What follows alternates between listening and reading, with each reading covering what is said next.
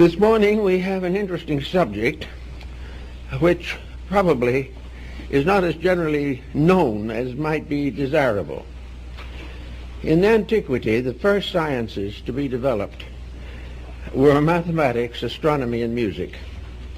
In various ways, in various degrees, in various modes, these ancient forms have been disseminated throughout the entire world.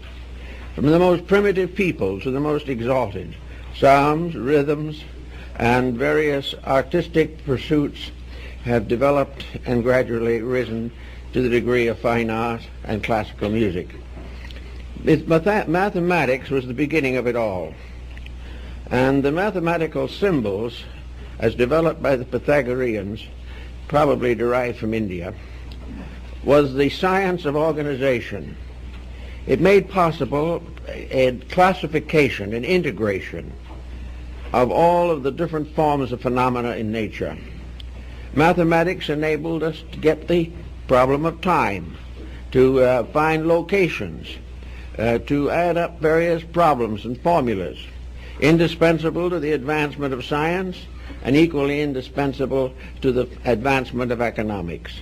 So mathematics was really a wonderful development. We do not know who actually originated it or the first great mathematician, but we suspect it may have been developed either in India or ancient Egypt. In any event, mathematics was a science of exactitudes.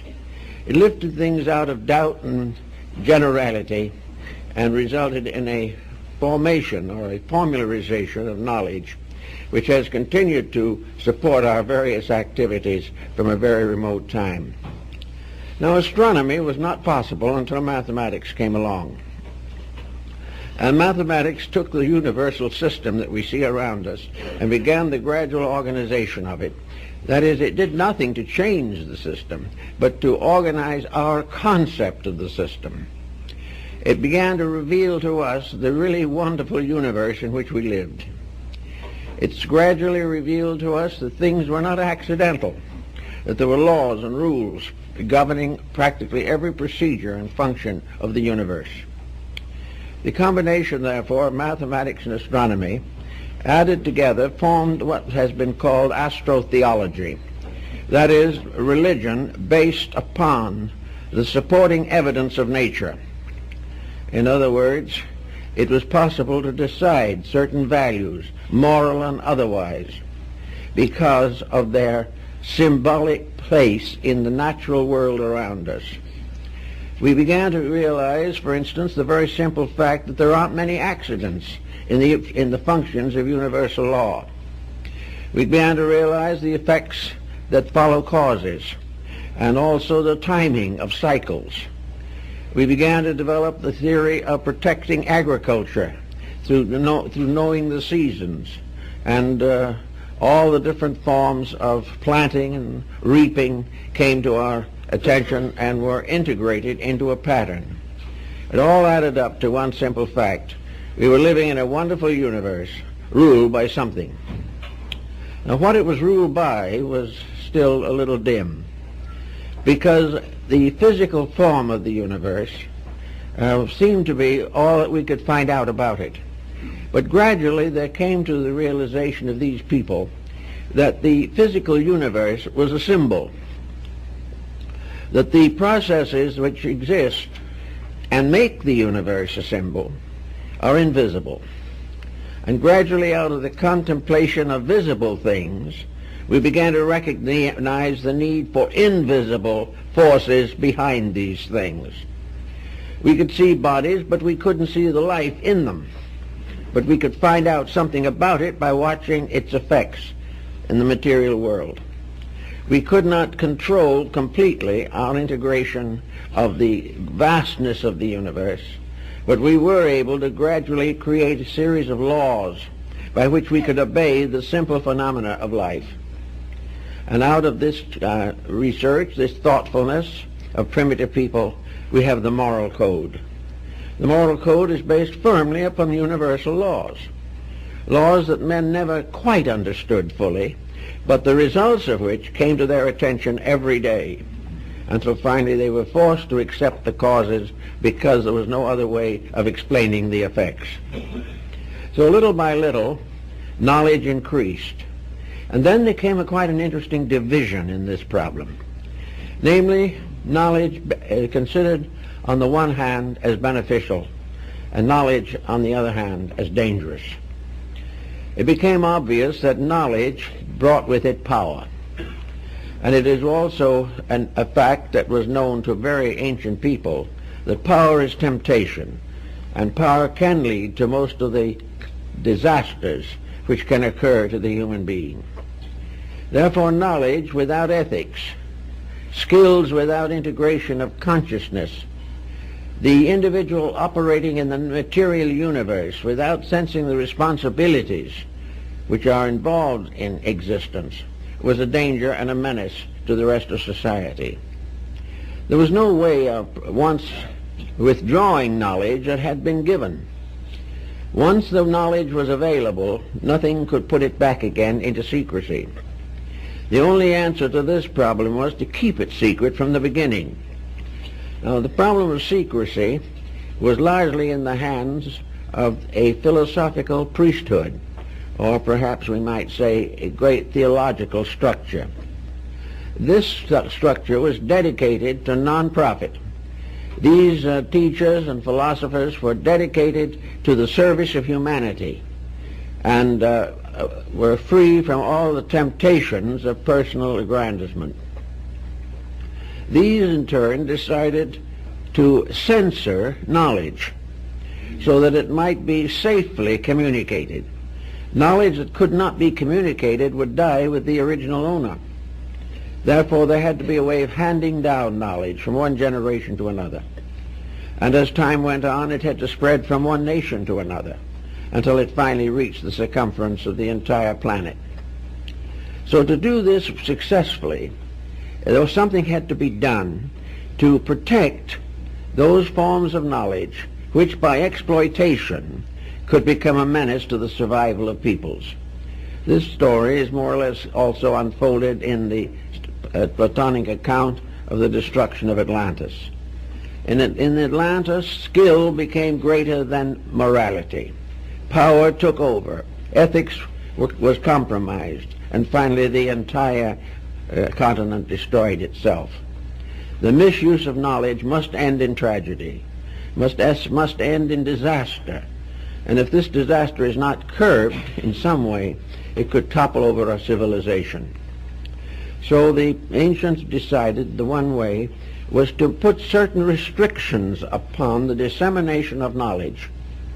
These restrictions added up together formed a kind of system of instruction which came to be known as the mysteries. These mysteries were schools, universities, colleges, dedicated to the preservation and dissemination of knowledge under direction and control. The individual who desired knowledge and recognized the need of it was placed under certain restrictions, must take obligations, must prove through long training and discipline worthiness to receive knowledge. It was the purpose of these ancient teachers to make sure that nothing important to the advancement of man could be captured and held by selfishness or ambition or avarice. It was necessary, therefore, to select the custodians of knowledge. For this reason, we find most of the ancient teachers had schools or systems by which they communicated knowledge. The school of Pythagoras at Crotona was one of the most famous of the ancient world. The school of Plato at Athens was another. And in the far distances of Asia, we find the old gurus with their disciples studying the mysteries of life under leadership and under discipline. As time went on, of course, much of this knowledge gradually crept into public domain. The old institutions faded away under the pressure of changing beliefs and policies. Ambitious individuals without knowledge or skill were able to gradually attract and gather around themselves armies and systems of followers, and these began to attack and destroy the great institutions of learning. In other words, the great protection was the wisdom of the few, and in order that the many could control, this wisdom had to be curtailed or stamped out in some way. The mystery system fell under considerable pressure, but it never entirely ceased. And even today there are evidences of the perpetuation of this system of rulership and protection. So now we go back again to the problem that we started with, and that is mathematics and astronomy. Astronomy has passed through a great many different levels of insights and interpretations. Astronomy was originally the science of the anatomy and physiology and function of the solar system. It had to do with every process in which the natural laws of existence went into obvious operation within the consciousness of that part of life which man could comprehend. So the problem was to gradually discover some way of transforming a skeletal system to become the basis of a great theological mystery. The result was Astro-theology, which was probably the first organization of man's religious beliefs. This organization was firmly established in mathematics and astronomy. And the graces which assisted under the heading of music and art have always been part of classical religions. All of these religious systems, therefore, became gradually integrated around astronomy, mathematics, and music. Those who wish to enter the school of Pythagoras must first pass an examination in these three sciences, for to the ancients music was also a science. Any of the other teachers who came along or were in other parts of the world put similar restraints upon the communication of knowledge. They had to test the individual as to whether he was truly worthy, on the grounds that the more he knew, the more he could pervert knowledge. If he was selfish, he could use it to destroy or offend or disintegrate the society to which he belonged. It also would provide him with the ambitions which might lead him to conquest, war, and many great disasters. So the ancients had these testings.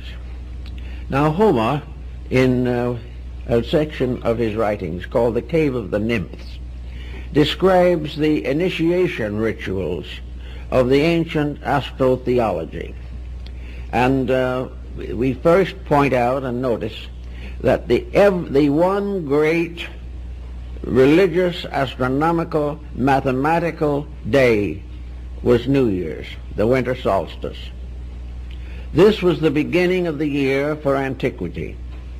At the beginning of the year, this solstice point was of the greatest and most basic importance.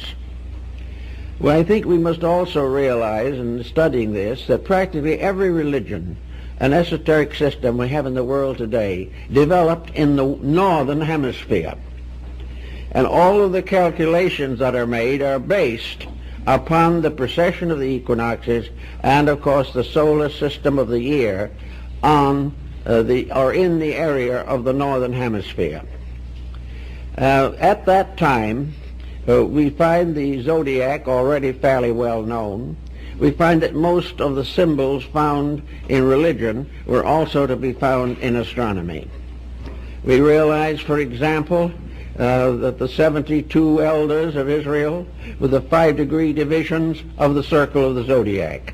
We know that the 12 signs became 12 apostles, 12 disciples, 12 leaders, and also that the course of time were associated with 12 major religious revelations. We find that almost every unit that has to do with man's survival is in some way mathematically keyed to the zodiac. Now, in the old time, and even later in the mystical writings of Jacob Böhme, The arrangement of the zodiac is slightly different from what we generally use in astronomy or astrology today. We still begin, technically, the zodiac with the sign of Aries. But whereas we usually think of this as placed on the eastern angle of a horoscope, in the ancient times the sign of Aries was placed in the midheaven. In other words, it was at the highest point, and that was the point of the, we might say, the beginning of the year, the New Year's ceremony, usually occurring between the 20th and the 25th or 27th of December. At this time, the sun was born again. It rose from the dead of the old year. It began to move northward, and in moving northward with its own strange power began to release the life locked in the earth.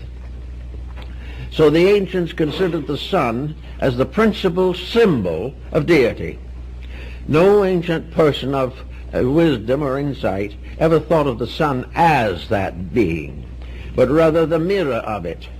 To the Greeks, the sun god carried a shield, and this shield was the mirror of the sun. It was not the sun, but the sun was there as a symbol of order, life, resurrection, fertility, and inwardly of the illumination of the soul. Therefore the sun became an object of worship everywhere.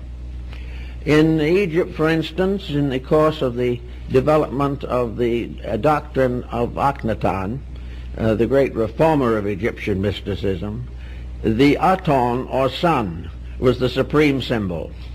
This symbol in the Egyptian was a ball of light surrounded by radiant rays, each of the rays ending in the symbol of the human hand. Therefore the sun was radiating in all directions, lifting up everything that came in contact with, bringing death to life out of the earth. Now this seemed to be very interesting to most ancient people. It helped them to understand something about life which otherwise was too difficult for them.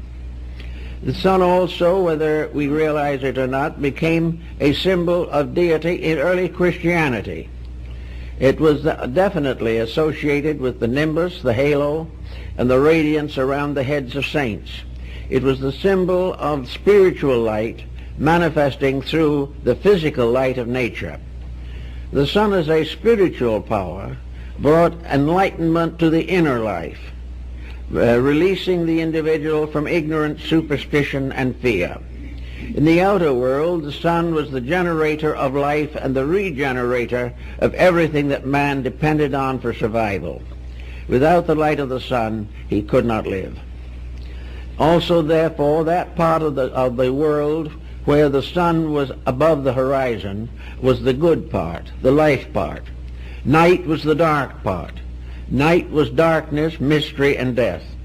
Day was light, brightness, and wisdom. So that the life of the individual was gradually divided into these two hemispheres, the hemisphere of light and the hemisphere of darkness. Light became the symbol of growth and hope and wisdom. Darkness was a groping. Therefore darkness became an appropriate symbol of ignorance. That which was ignorant lived in darkness. That which was wise lived in light. Now, how did the ancients understand ignorance? To the common people, ignorance was lack of formal education. To the priests of the mystery, ignorance was the lack of internal realization of good. Therefore, all of the changes that take place in the world, in the seasons and in the ages, in the great processional of the equinoxes, all these things had their equivalent within the person himself. He had his solstices and his equinoxes. He had all of the different planets of the system. He had all the different zones and spheres and degrees of the zodiac within his own constitution. And out of this came the great symbol of the grand man of the universe. This was very strongly emphasized in the Kabbalah and also in the early rites of the Rosicrucians and other mystical associations in Europe. So to find that the universe was the great man and that man was the little universe gave rise to the concept of the macrocosm and the microcosm, the large world and the small world. And these two were bound together by sympathies which could not be broken. These combinations went on forever, and every creature in its own way of life, in its own little cycles, long or short, had to go through the cycle of the great year in the universe around them. Now, as Homer points out in the Cave of the Nymphs, with Aries at the top point in this cycle, then the vernal equinox at that time was said to occur in Cancer, which was the next important point. Then the summer solstice took place in Libra, and the autumnal equinox in Capricorn. Now this made the universe into a kind of temple, and it resulted in what are now known as circumambulations. In nearly all religions, including Christianity, there are certain rites of walking around an altar, or in the area around a building, or on a kind of balcony around a sacred center. And the place of circumambulation is still retained in practically all European cathedrals. But this circumambulation was really the story of the sun walking around the zodiac, going from one degree to another and bringing in each case certain basic and fundamental changes. Now in this particular phase of the matter, we find the solar mystery very much adapted to other forms of thought. In every case, practically, the supreme deity was a light deity, a deity of life, light, beauty, and truth. The opposite of this were the so-called evil spirits that lived in darkness. In India, the light spirits are called suras, and the dark spirits are called asuras. And light and darkness were always locked in a conflict as to which should dominate, whether light or darkness would control or rule the conduct of the individual. And of course this conflict went right into the individual himself, the light and dark parts of his own nature. The light parts were his hopes and aspirations, the dark parts were his selfishness, his aggressions, and all the negative attitudes which he permitted to flourish within himself. It was assumed that every evil thing was dark, the reason being that in darkness the evil has to represent ignorance. Nothing that is wise is dark. This has nothing to do with the appearance or physical structure of the individual, but has to do with the inner construction of his life. Wherever light rules that person, he is light. Where darkness is allowed to go uncorrected and no effort is made to improve oneself, then the darkness is there. And darkness is selfishness, it is self-centeredness, it is corruption, and it is all of the evils which have afflicted man since the beginning of his existence. So the light and dark situation now portends. And we know that every year at the winter solstice the sun god is born. In the temples that were built in Greece, Egypt, India, China, and many other places, the symbolism of the solar system was built into the architecture, so that it was there in every case. The Temple of Solomon, the mysterious temples of India and China were all, like the Cathedral of Christianity, solar symbols. And in these solar symbols, as in the Greek mysteries, the human being himself now plays the role of the sun. In other words, the year of the sun becomes the symbol of the life of the individual. The individual, so to say, psychologically at least, is born at the winter solstice. He comes into his growth or embodiment at the vernal equinox. He attains the maximum at the parting of the ways at Libra, and he goes on into age until he reaches Capricorn. And these are 9 spokes of a wheel. And the so-called broken wheel in religious symbolism is the wheel with 9 spokes and 3 broken ones. In man, the generational structure is that the prenatal epoch consists of 9 solar months. Therefore, man is born of the broken wheel. Furthermore, of course, the ancients said that man, coming to true birth, must pass through 9 months in the womb of his mother and 3 months in the womb of the temple. In other words, the year was completed by 3 initiatory degrees by which the individual came into his own maturity. The individual was born with 3/4 of the circle. The other quarter of the circle had to be earned. And the 3 degrees of this earning have been perpetuated in most of the religious and mystical organizations of the world from the beginning. So the individual, to perfect his life, must pass through the experiences which are indicated by this solar system structure. Homer tells us, for instance, that souls coming into birth entered through the sign of Cancer, and at that time they drank of the cup of mimesime, of forgetfulness, and forgot all else but what's coming in the future. They then descended through Leo, Virgo, to Libra. And Libra was a pair of scales.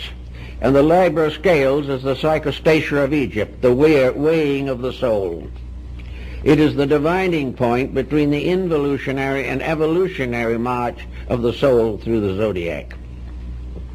Having attained this balance, and having been tested, the soul then begins to emerge from the chrysalis of its material existence.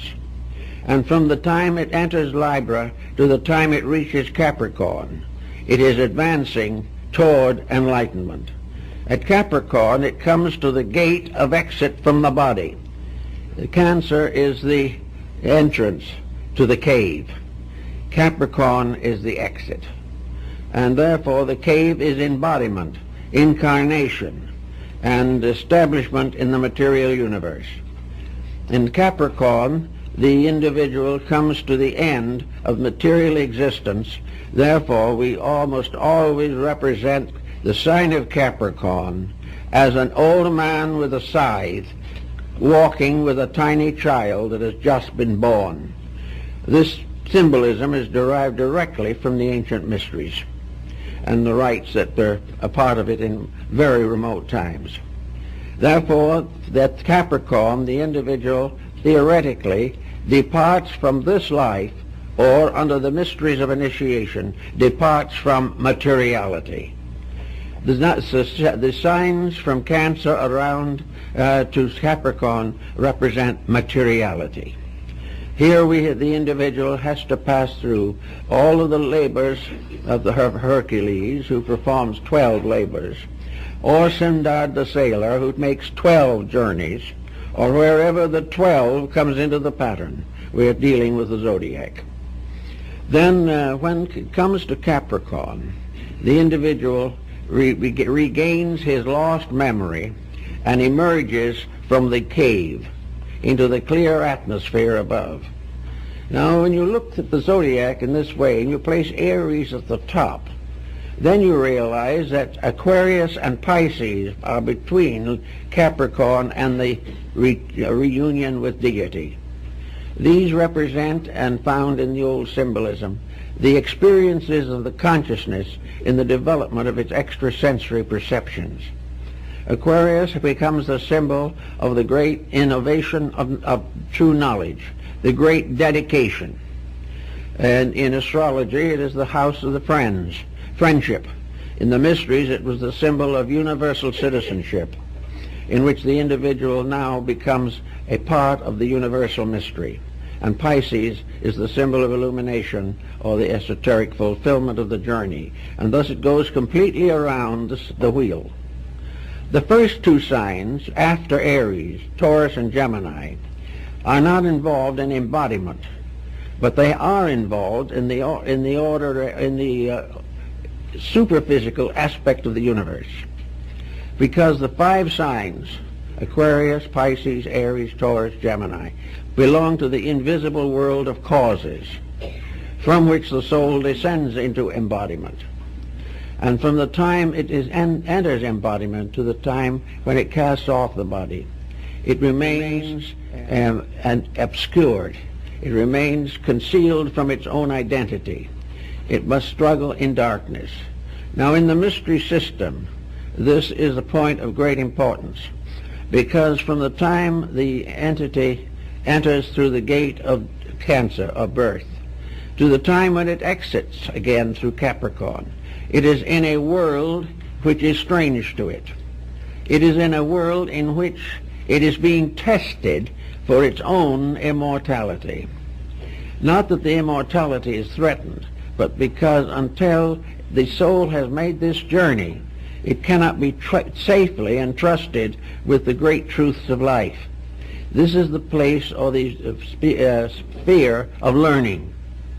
And the learning must be gradually based upon one factor only, internal integrities. In the lower hemisphere of darkness or of ignorance, there is no great light available. Almost all of us recognize now the failure of materialism. Well, the lower half of the great circle is the sphere of materialism. Materialism is the ethical darkness. It is the darkness which has resulted from man turning from the ways of light, or refusing to light the darkness by his own conduct. The labor of the individual, therefore, is to bring light into darkness.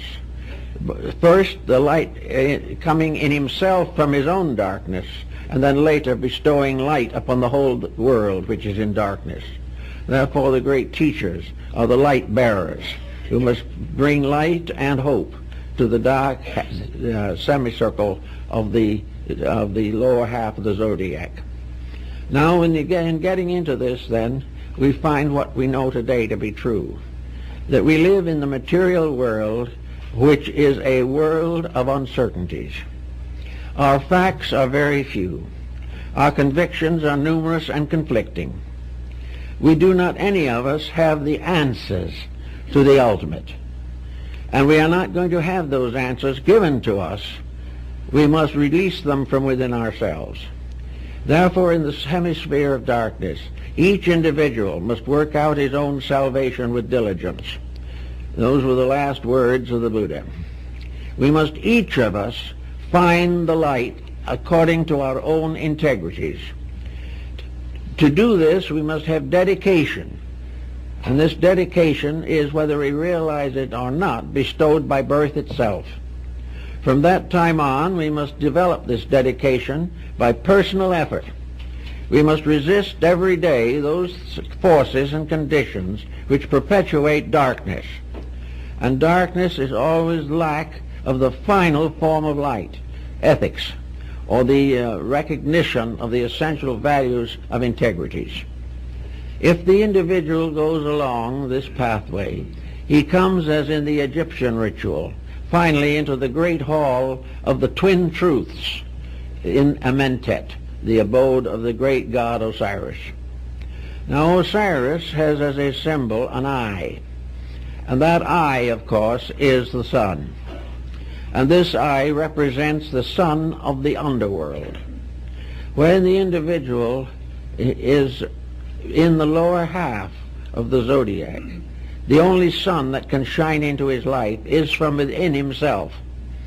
He must gradually release the great light that was bestowed upon him in heaven or in the divine worlds.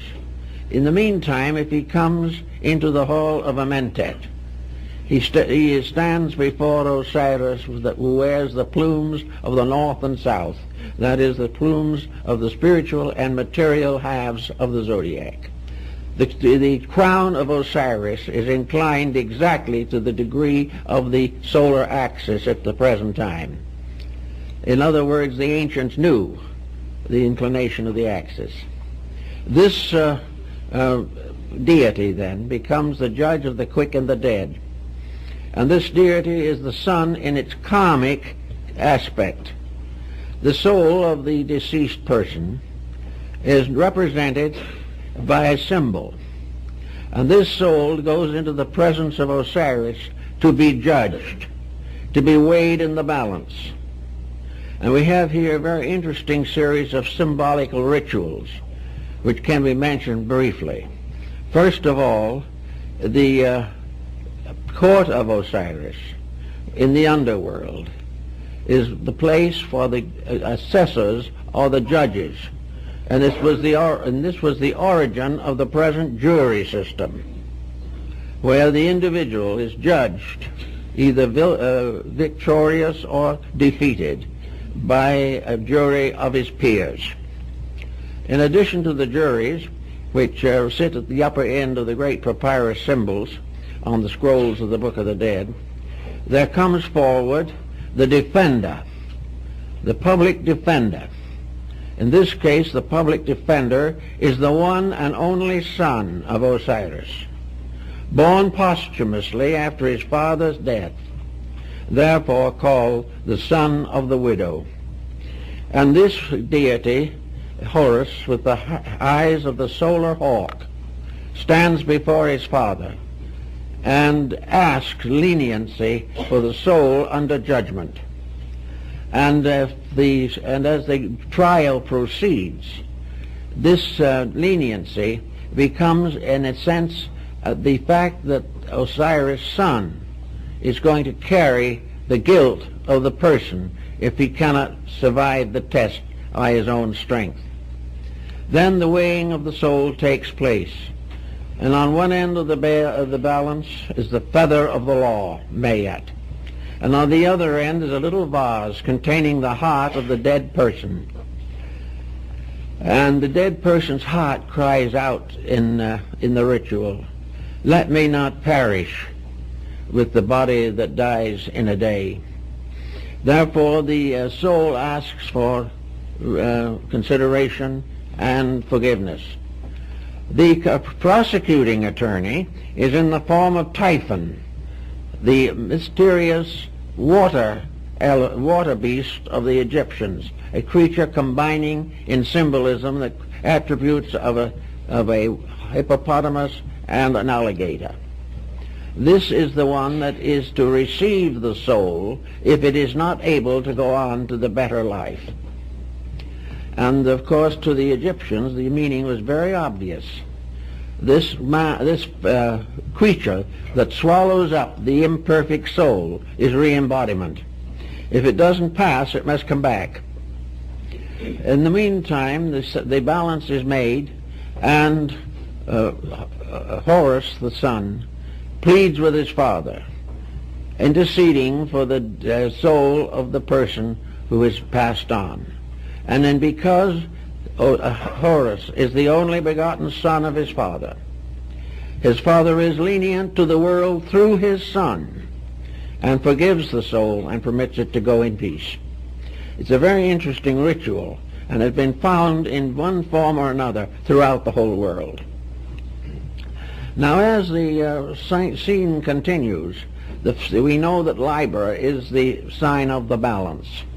We know that it is the place where the path breaks between going forward and failing to go forward.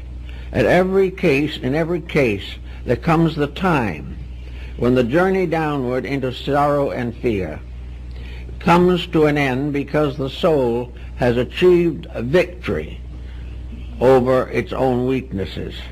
It is then weighed in the balance. And if the balance balances, it then goes on into the upper cycles.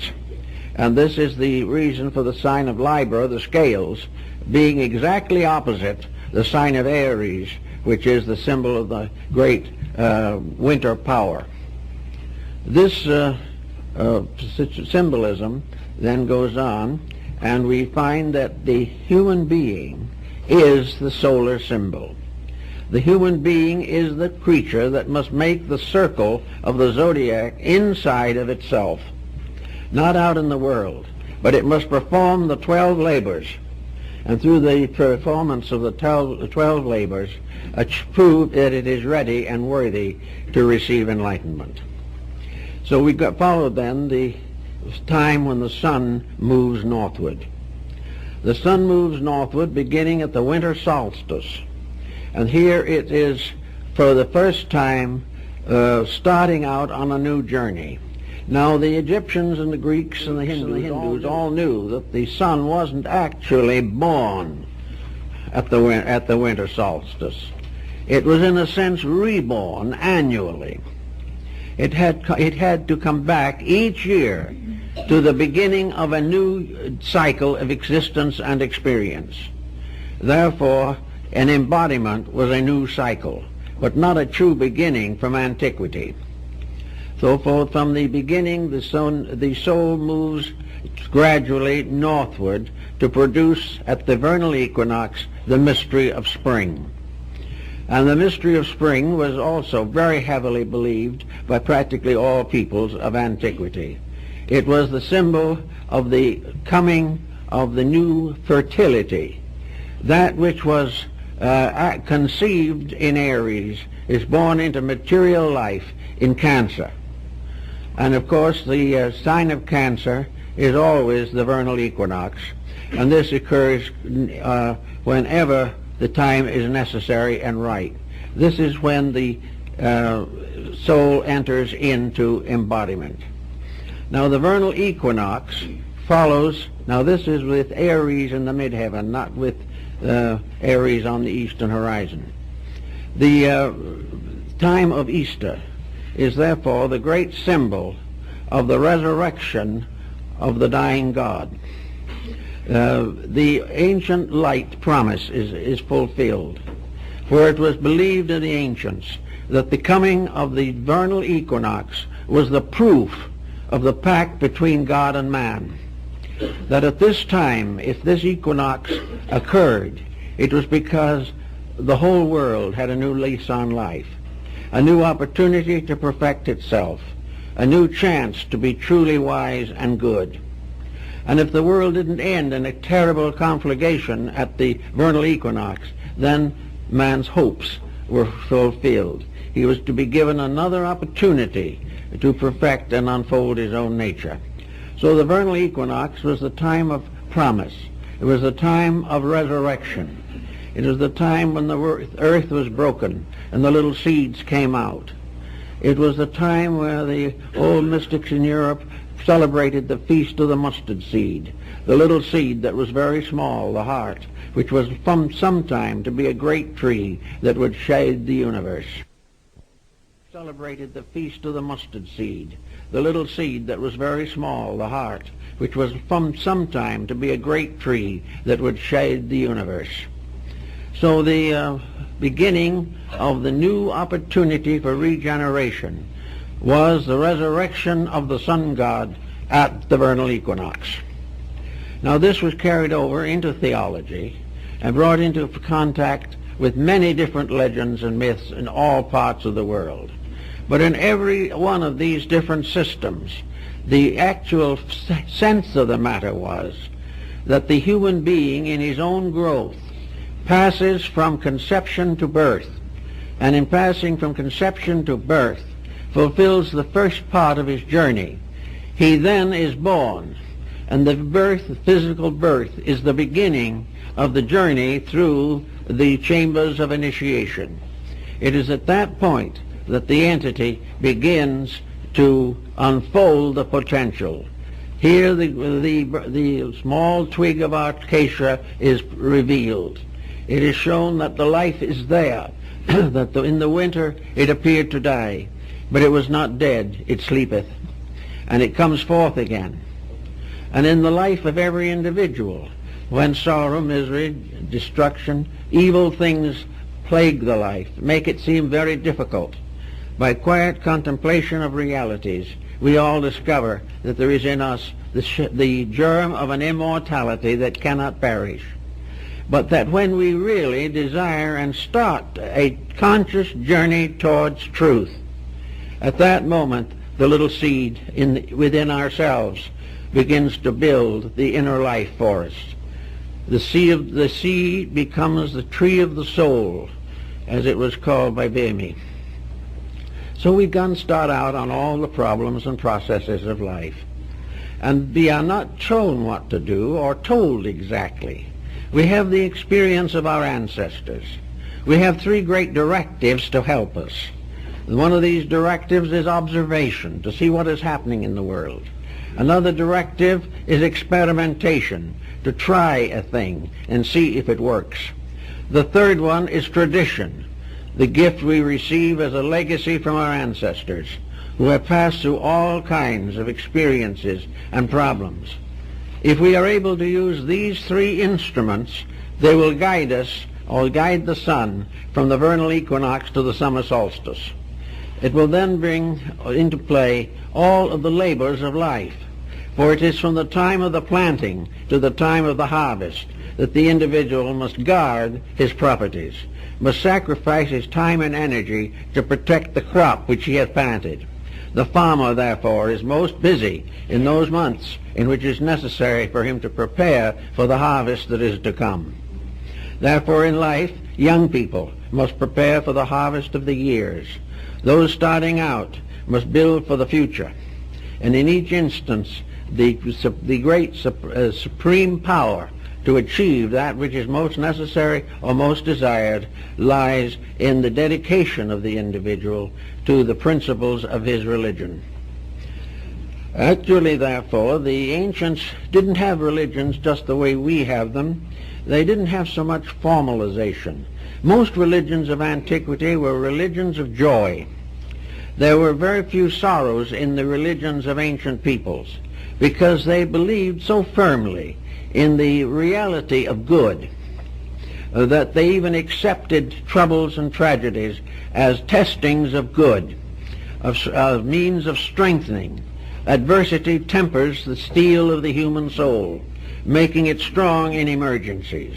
And the old peoples of the worlds of long ago accepted many of the problems that we reject simply because they realized they were part of life. So in this part of the testimony, we go back again to the temples, and we find that the disciples take these initiatory vows and begin the journey through the three primary degrees of initiation. And the sun does the same thing in the three primary degrees between the testing of the soul and the entry of the cycle, the sun cycle, into Capricorn. Here we find three definite efforts made to prepare the individual for the three great steps that he must take later. Here he is supposed to conquer the three parts of himself which are subject to the stress of initiation: the body, the heart, and the mind. By the body he must discipline the flesh until it becomes serviceable as an instrument, to give it all care that is necessary. No legitimate system of ancient religion ever tormented or tortured the body for purification. It was simplified.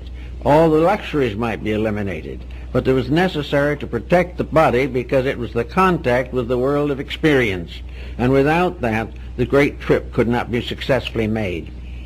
After the body was obedient to the will and to the heart, then the second step was the purification of the emotions and the heart. Here the individual had to generate a new discipline upon the emotional life of himself. He must purify his affections. He must control his appetites. He must have all kinds of hope and a positive and constructive emotions. He must gradually overcome criticism. He must cure the causes of neuroses and things of this nature, so that actually the second step in the three steps was to gain control of all pressures which arise through illusion and fantasy within the life of the person. Then the third step consisted of the purification of the mind so that it could be no longer a problem to the life of the person. The purification of thought included, of course, complete overcoming of selfishness, self-interest, pride, all of the arrogances and all of the worldly values which many people cling to so tenaciously. In other words, the mind must be detached from everything which will not survive after the body dies. We are to take with us in the mind only that which is not dependent upon the body. but is dependent upon the insight of the individual himself. Now, having accomplished these three labors over these three signs, the individual has become gradually cleared of some of the problems which we face today, because in these recent times we have lost contact almost entirely with this concept.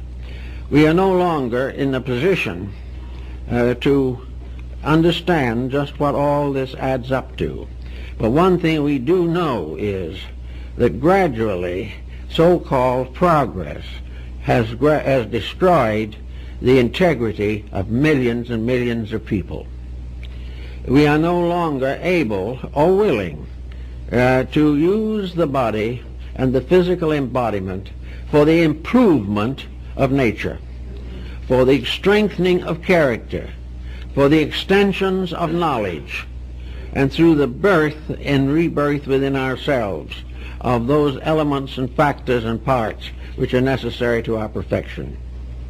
We have therefore gradually changed our Father's house into a place of merchandise. We have taken it and we have disfigured the entire purpose of evolution. We have failed to recognize the real reason for the gift of the sacred year. For a year is a period set aside for the growth of beings. It has something to do every year in repeating and repeating the evidence of what is necessary. The year becomes the great teacher of each person if that person will be observant of what happens during the months of that year. He will also gradually come to recognize that the loss of the memory of the past at Cancer, when he enters the gates of oblivion, this loss is restored to him at Capricorn. And as he brings his life into perfect order, the whole pattern of his life will be revealed again. He will remember, whereas previously he forgot. Previously he forgot his divinity and remembered only the humanity that was being born in him.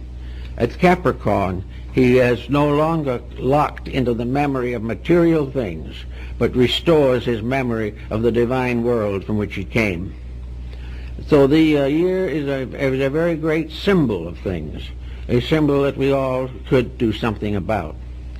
If, however, we imagine for a moment that this whole pattern of this astrotheology does have a meaning that is more profound than we realize, we know that it was protected in one way or another, so that the human being who was not prepared to receive it would not be likely to gain a knowledge which would damage him. But now everything has more or less changed. The old systems have gone away. There are still traces of them, and some very good older systems still function. But for the most part, people today have no consideration for the consequences of action, and they have no realization of indebtedness to the universe, a debt which must be paid by conduct. While this condition remains as it is, we have some of the great tragedies of life. At some time in the remote past, for example, science, which was in the hands of a very exclusive group, not exclusive in the sense of snobbish, but exclusive in the sense of knowing, informed, and morally incorruptible. This knowledge was placed in the keeping of persons who had already forsworn all personal advantage, who had already forsworn any action for profit that was contrary to principle, and had accepted the obligation that everything that man discovers must be brought to the altar of God. Now, as a result of this type of disagreement, discourtesy at the moment, we can take a little look at science. Here we have probably one of the most valuable instruments the world has ever been given. An instrument founded in the great triad of mathematics, astronomy, and music. Science which has developed itself in many, many ways and has given us a great number of very pleasant privileges and has made life easier for millions of people. and in this respect has gained our confidence. But we begin to notice something. We notice that the scientist has not taken the obligations that were given in the ancient mysteries. He has not forsworn fame. He has not declared that he will invent only that which will serve good. He does not permit his secrets to be carried out if he is properly informed, if they will bring damage or injury to any other living thing. So what is happening? We have a scientific world which has given us much to be grateful for, but might sometime give us that which will extinguish all the good that science has ever given. This is the type of thing that was a great concern to the ancients, that they will prevent the abuse of the greater knowledge that gradually comes to the human being. This greater knowledge was therefore protected by the rites of initiation, the basic rites of 3 degrees, by means of which it was possible for the person, representing again the embodiment of the Son, to become morally responsible. So in the first degree of the ancient rites were given the first primary purifications. Purification in the mystery system was only symbolized by baptism, because the real purification was not given by water. It was given by the divine power of deity itself. But in this first step, the mind, the heart, and the body were cleansed of selfishness and self-interest. The individual became as a little child, seeking truth, realizing that the things around him which he has assumed to be truth are not necessarily true. Many things that we believe are not so. Many things that we disbelieve will ultimately be proven to be true. And in this mystery of uncertainties, it is very much to our advantage to place certain disciplines upon our own attitudes. We may not know yet why we should do it, or how we should make these applications, but that something has to happen inside the individual before it is safe to bestow upon him the wisdom of his race is more or less obvious. There is a great body of wisdom, and there is a great race of people who have found it, built it, created systems for the perpetuation of it, but have never applied it to their own lives. They have never done those things in themselves which can make them safe custodians of the future. In the ancient mystery rites, the Pythagoreans, for example, the master told the disciples very definitely that every disciple who went forth to teach in his turn must do everything possible to find a successor. This successor must be a person whom he has instructed, or has found to be adequately instructed. And only to the person who already has earned the right can the master bestow the mantle of his leadership. And if by any chance he passes out of this life without finding a disciple that is worthy, that is itself part of the necessary lesson. Therefore, to pass on any knowledge in which there is a power to injure, until a person has proven that he is no longer capable of injuring, anything else is dangerous. And it was this kind of ethics of building knowledge into a qualified group that we have known in ancient rites. Now some people hold these ancient rites to be snobbish, selfish, and that these leaders have intentionally concealed truth because they wanted to govern other people or wanted to be masters over slaves. History has no strength for that support at all. There is no effort to recognize, or no opportunity to prove, or no way of proving that those who truly possess great knowledge were the ones who were the cause of trouble. The ones who are the cause of trouble are those who want to resist knowledge and gain authority by allowing people to be less than they should be. Therefore, that which wishes to be popular, first of all, makes a virtue out of things that are not true. And as a result of that, everyone is worse off. Now, in the initiation rites as they were given, the first degree is that of purification. The second degree is that of service. The first degree, the individual tries to clean the inside of his own cup. The second degree, he is dedicated to the service of some need or some person in his environment or for whom he has responsibility. A servant, in this sense of the word, may go out and become a leader of peoples in the right direction, may become a clergyman or a priest, or also an instructor, a teacher, a guide to other people. Or, in the same spirit and in the same light, he may serve only in his own house. He may serve his family. He may serve relatives who are ill. He will go out and protect his children. He will sacrifice his own profit and his own pleasure to the security of his family. He will be unselfish in his use of possessions, gentle and kindly and forbearing in his dealings with those around him. This is the simple sign. One individual may go out and rule a country. The other may stay home and rule himself and his family justly, lovingly, and wisely. Both are fulfilling the same requirement. Both are therefore servants of principles greater than those of ordinary commitments. After that comes the third step, in which the veil of the temple is opened to allow the professed person to begin to gain the full meaning of what he has gone through. In the third step, the individual receives that amount of instruction that is necessary for him at the moment given.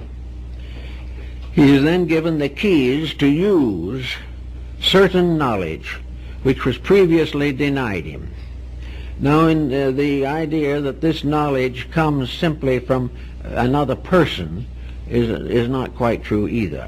The actual fact is that if the person is purified in his inner life, dedicated to the needs of others, the next thing that he needs will be revealed to him by his own conduct.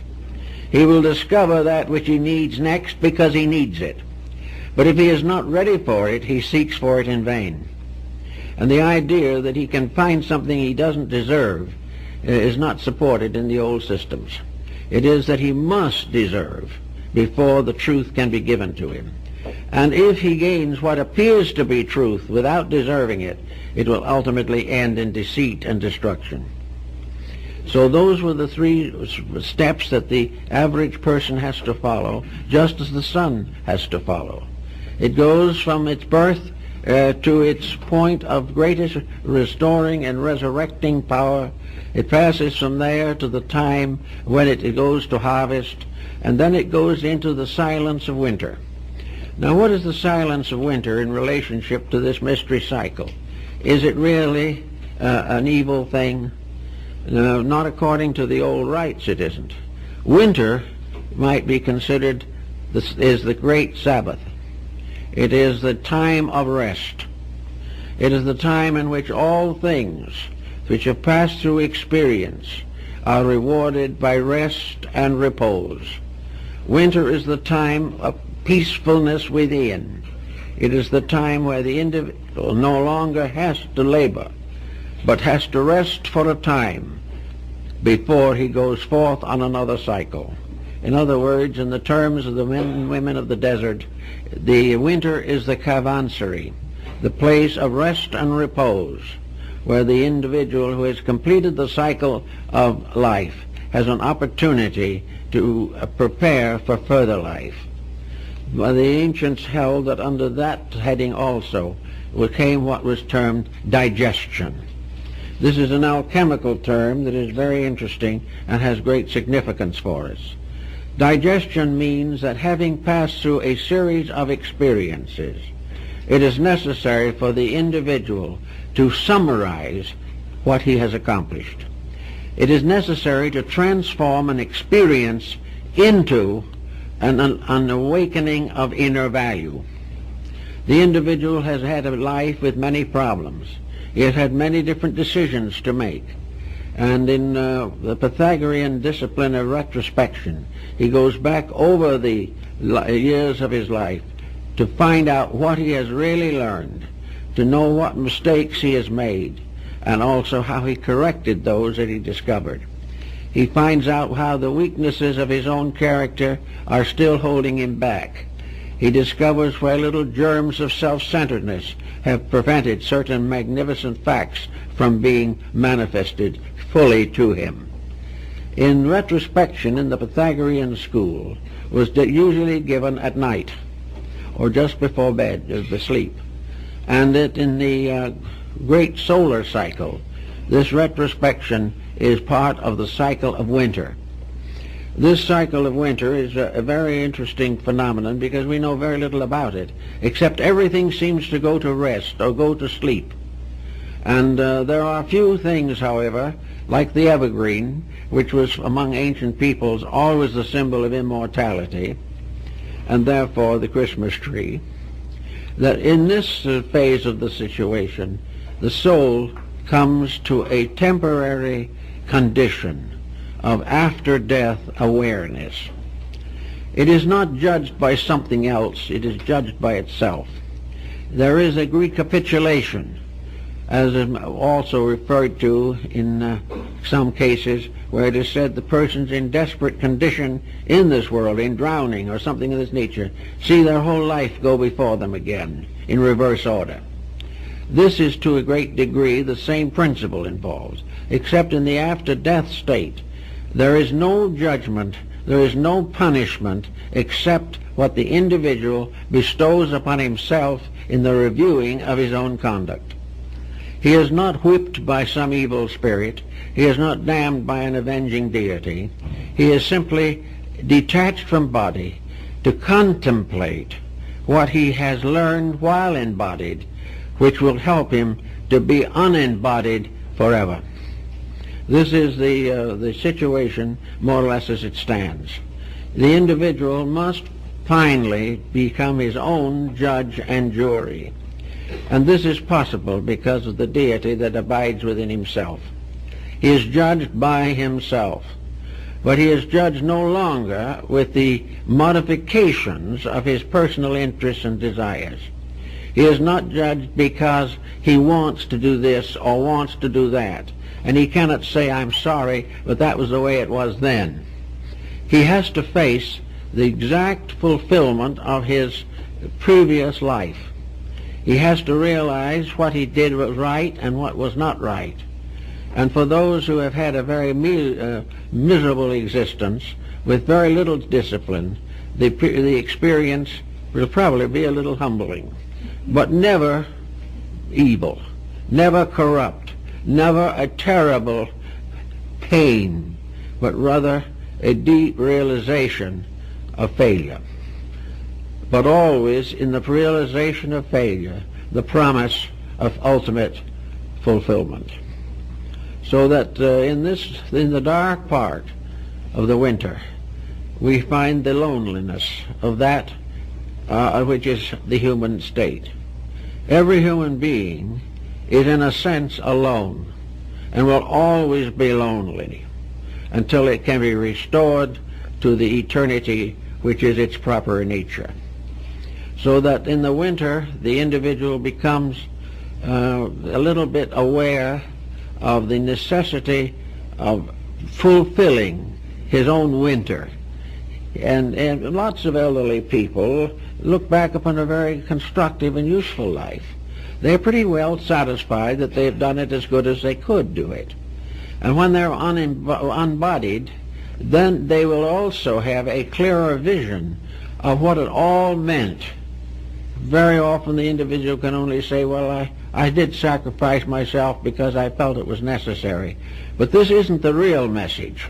The real message is found only when the inner life itself, freed from body, estimates the values and merits of its own accomplishments. And very often these accomplishments are better than we think.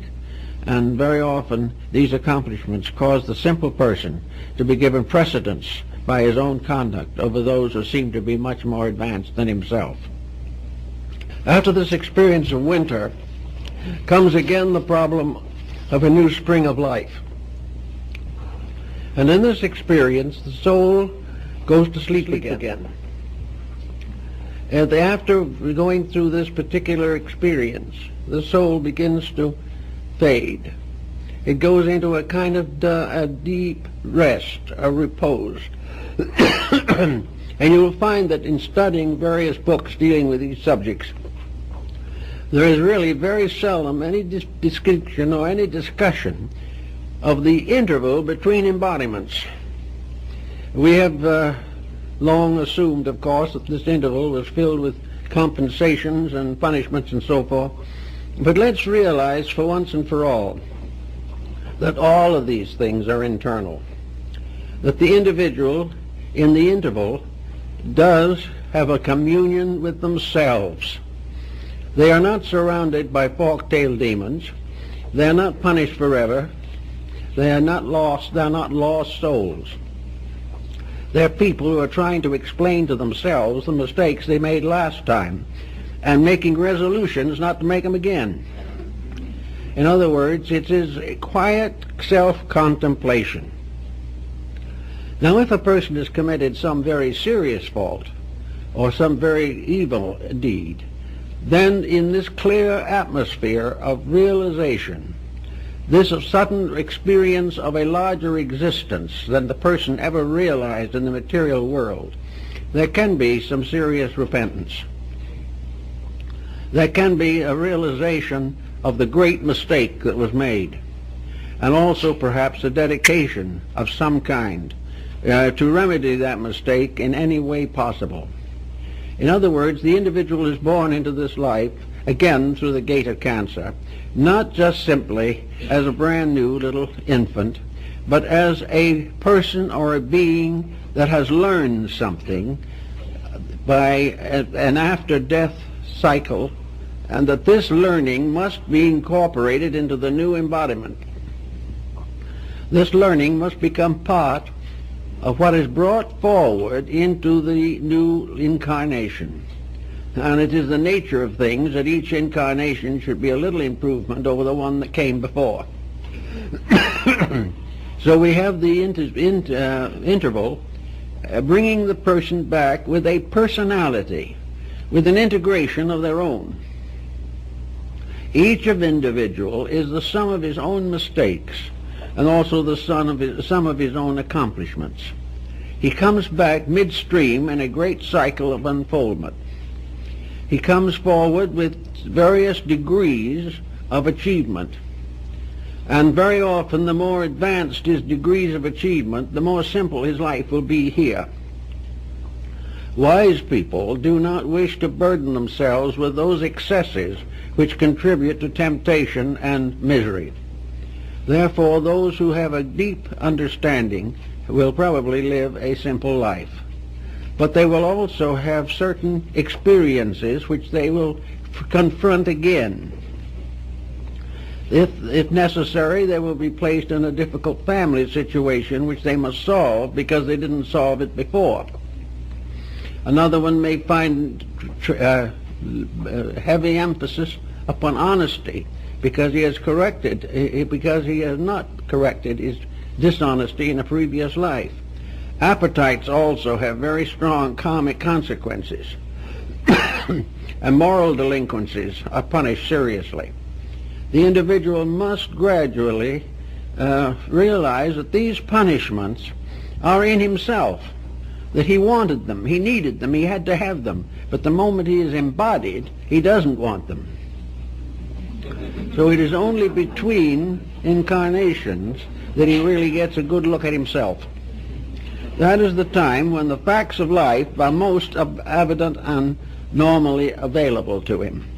And all these facts that apply to him are within the pattern of his own existence. He is not responsible to the patterns of other people. He is not responsible for anything except his own relationship with truth, and relationship which he is gradually building. As he goes further and further in this structural development, he will find out finally what his purpose is. And he will probably discover what the Egyptians decided it was, namely, that in due time this person will be in fact the very thing which is now his miniature existence. He will become a sun. He will become a great center of light. He will be a center of light in his family sometime. He will be a center of light in his country. He will be a center of light in the world and become one of the great teachers of mankind. And then he will go on beyond this. He will go on into the consciousness of planets and suns and space. He will be growing forever until in each of us the entire universal purpose is fulfilled. Therefore, the daily journey and the time it takes is a very inconsiderable thing. We will find as we go along that the journey that we are really making goes on for hundreds of lives. It goes on, but never twice the same. We never pay for something we didn't do. We never fail to get the reward of what we have done well.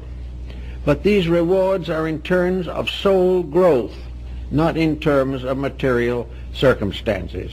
And as the individual goes further and further into the mystery of the soul world, or the world of soul, he will find that his citizenship there is far more important than his success or failures in this life.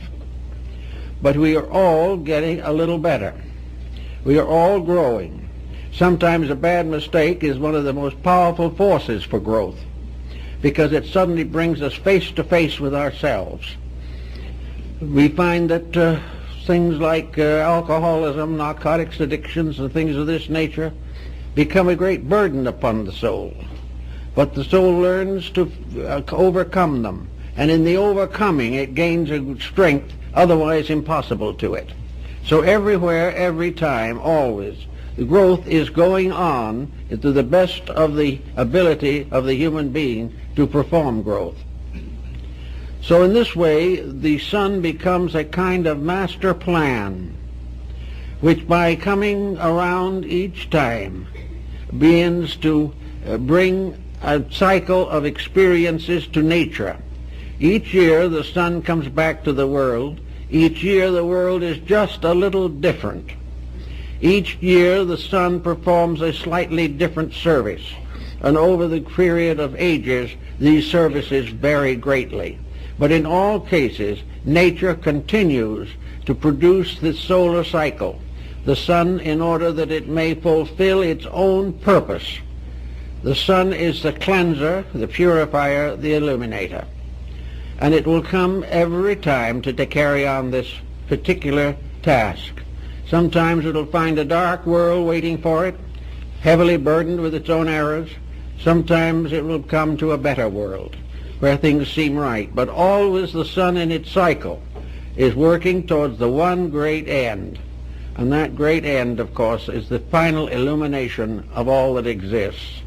That all things in themselves and by themselves and for themselves shall be fulfilled, or be perfect in their needs and in their operations.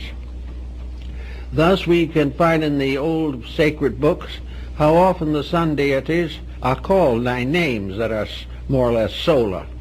How we find in every mythology the legend of the dying god. We find forever the mystery of the resurrection through dedication. And we also learn that in this world, gradually, happiness and security come from inward disciplines and dedications. That the individual who disciplines life to the best of his ability is gaining ground. The individual who is gradually weeding out his own selfishness, is gradually correcting his own intensities, who is gaining control of his emotions, and who is no longer able to injure others merely to the satisfaction of his own temperament. As these factors fade out and the life is smoothed out as a quiet, gentle, growing towards reality. If it does this and we are able to make it work in this way, we will find that every lifetime has importance. Now, those who are already part way through one of these lives, as we all are, has much to be grateful for. Many people between the middle life and the terminal years do go through a certain period of mental reorganization. Carl Jung, the psychiatrist, makes special notice of this. How people gradually, as they get older, become more and more aware of the universal and less bound to the local situations of living. Little by little, we get rid of the things that we don't need. We pass on to others what they want and we no longer want. And it becomes more and more obvious that for the long journey, it is best to travel light. And therefore, we dispose of ballast. We do not want it, because gradually we find that the things we love the most are not going to be permanent. We're going not to have them anyway, so we find ways of getting rid of them. But while that is true, that inside of ourselves, which is permanent growth, becomes more obvious every day. Permanent growth makes us happier, richer, and better equipped for the great cycles of life that lie before us. And actually, every time we come into the world, the sun moves northward and brings to us opportunities for growth. But most of all, the light, which is the internal and invisible sun, is bringing to ripeness and to fulfillment the harvest of precious powers and values locked within ourselves. As the sun produces the symbol of the sprouting of the seed, so the light within ourselves produces the ripening of all the inner values of consciousness. And the sun which brings the harvest to the earth, it brings as a light to the mind and hearts of human beings, so that they may too have the harvest of their years and have a great and wonderful future. It all works out, and I think the vision of it, as it was sensed and held and believed by the ancients, is kind of worthwhile to give a little thought to at this season of the year. Thank you very much.